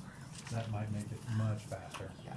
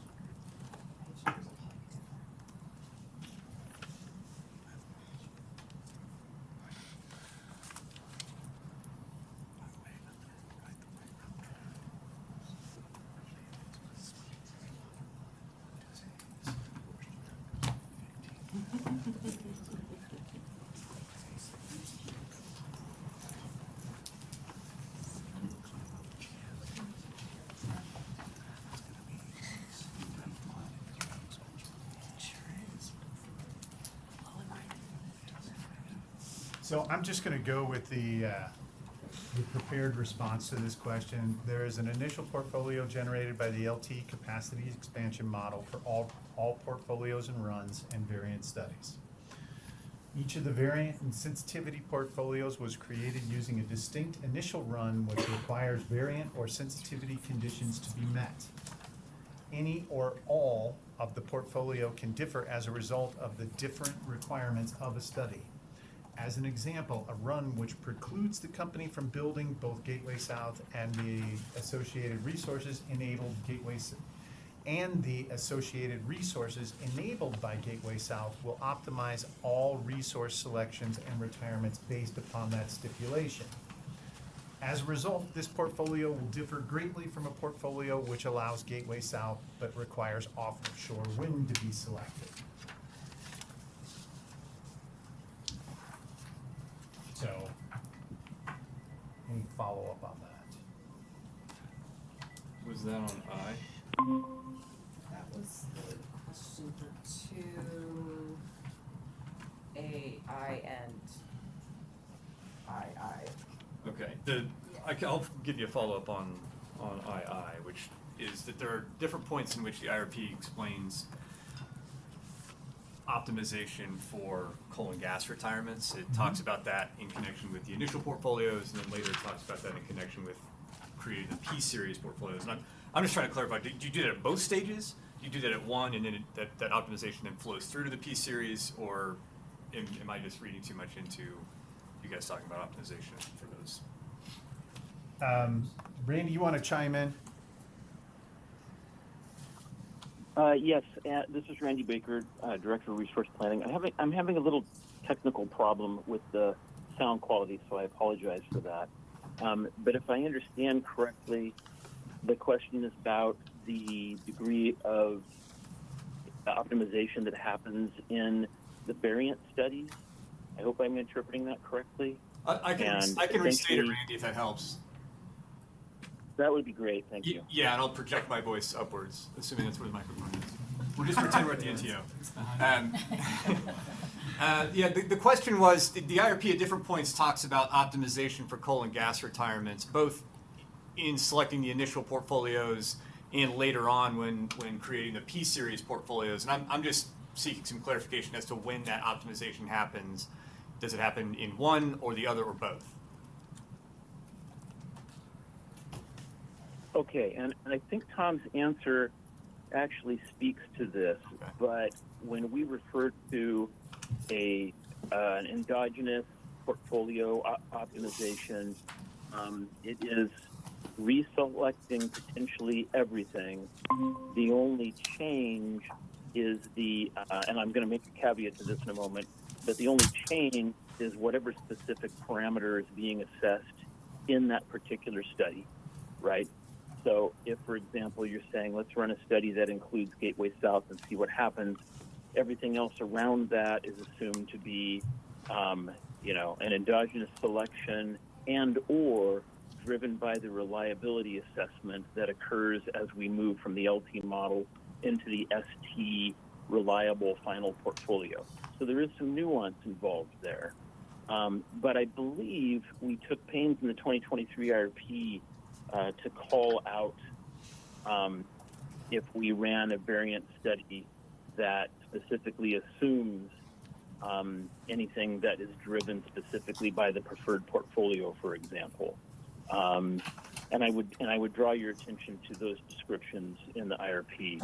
And I'll also that applies to sensitivities as opposed to variants, where in sensitivities it is mostly the case that we took the preferred portfolio and used its assumptions in order to test its sensitivity to particular, changes or forecast input. Okay, thanks. Did you get answered? The coal retirement, the simple answer is the coal retirement and the transmission selections, as well as the resource selections, were allowed to move in what you're referring to as the P-series and variant studies. Got it, thanks. Randy, don't go anywhere because you're going to be up on 2C. 2B. 2B. 2B, yeah. Yeah. These are some fairly deep in the weeds modeling questions.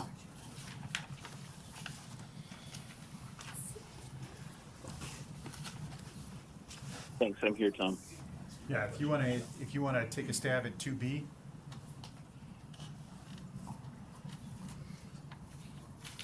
Can somebody tell me what that is, and I will Sure. pull up the document again.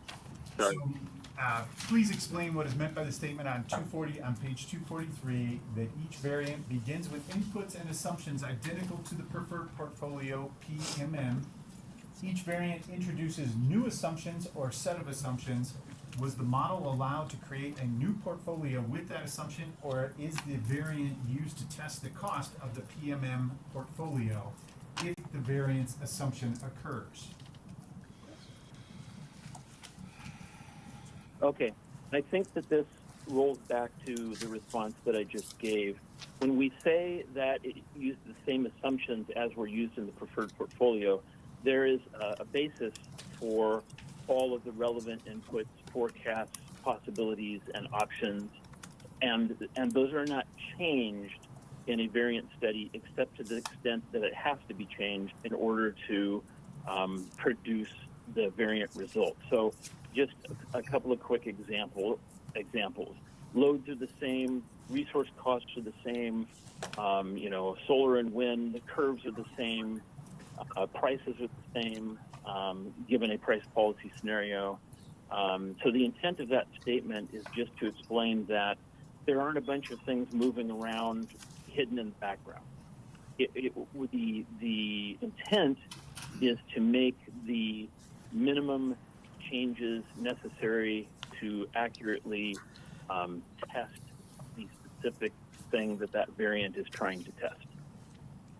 That is, in general, that's the case. And again, I would refer to the IRP for any exceptions or caveats to that on a specific case.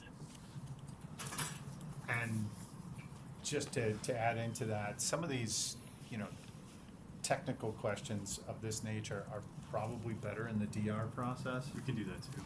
Yeah, just because Sure, that's fine. I can't do air math or verbal math, and it's, this is like an oral exam. We're out of time anyway, so I think we'll Yeah. probably. Yeah, I think some of these questions are like, what are you doing with the variance? And it's, I find this medium to be helpful because we get to ask follow-up questions if we didn't ask the correct question right. But we can submit those in writing, and that's fine too. And on this one, just to follow up, the point is it creates a new portfolio. It's not the same portfolio with different costs, correct? That's what I heard. Yeah, each one is endogenous itself. Same input assumptions, but. But the Something's one thing isolated. changed, so you're getting a new You're not portfolio. just not applying new costs. Yeah. You're actually able to select new portfolios. We've come up to the end of our time, as Janice alluded to, and I just wanted to get the reading of the room as far as how we wanted to handle the rest, the balance of this information. And I will say that we've done typical, this has been typical of how it's gone in the past, and we usually don't get through all the questions.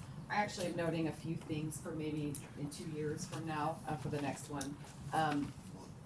But I think if there are questions we didn't get to and parties would like answers, or if there's follow-up, or if this is giving you a whole new set of questions in your mind, then you can submit those to us in discovery, and they'll be addressed in the time frame provided in the scheduling order. I will, and then of course, I believe everybody who's submitted these questions has also been, an intervener. But in order to receive any confidential responses that may need to be sent, you would have to sign an NDA, and so just letting people know on that, and also be an intervener in case so. Question? Yeah, I just wanted to make a note that in the scheduling conference, I believe it was Stan mentioned that he specifically asked for a longer technical conference.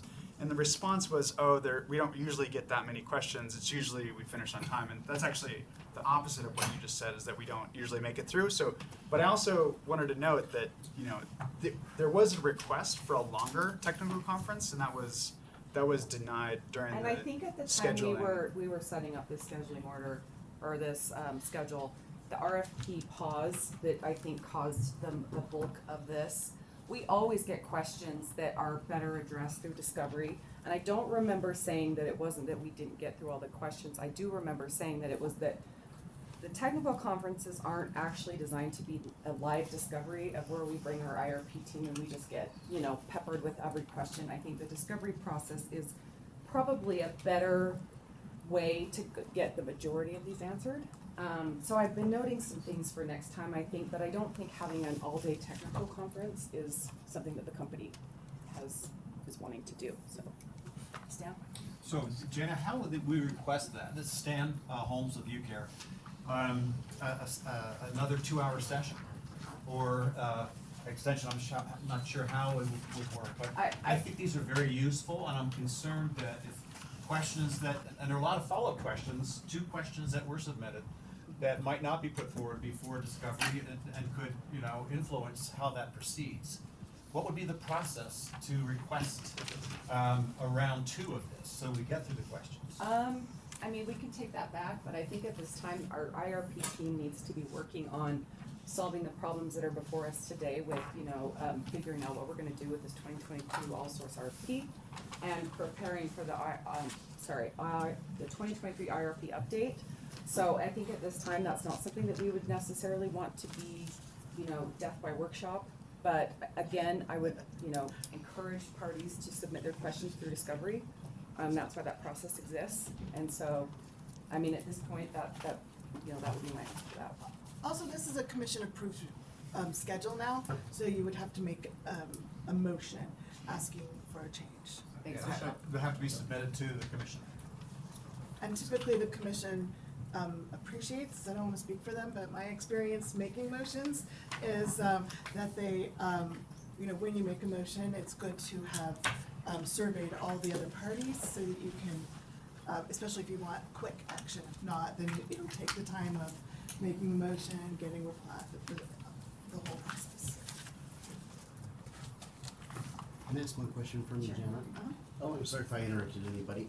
Just noticing as we went through this process that you had to go to your notes a little bit, and I kind of just saw that you had some comments there. I know it's somewhat informal, but part of me is really curious to see what some of those comments are. Is that something you guys would be willing to share? Any Or is that questions that you informal? want answers to in written, you just need to ask the Discovery. We do have some internal notes, who was gonna talk and who we have on the phone, but it's not a public document. This is sort of a tangent question, but I did want to ask this real quickly before we adjourn. But and this is in chapter 4 for transmission. Whoever wants to respond to this, but there are some transmission upgrades slated for northern Utah, central Utah, and Salt Lake area. I was wondering whether or not you know if you will need regulatory approval process for any of those. Some of them seem kind of large projects, so I just wanted to figure out. And which projects are you looking at? Gateway South. Okay, yeah, I have a meeting later today to talk about, Okay. with our teams to talk about a potential CPCN in Right. Utah for a segment of that line. Okay. So Thanks. I think yes. Okay. If there are no other questions, I think we're adjourned then. Thanks, everyone.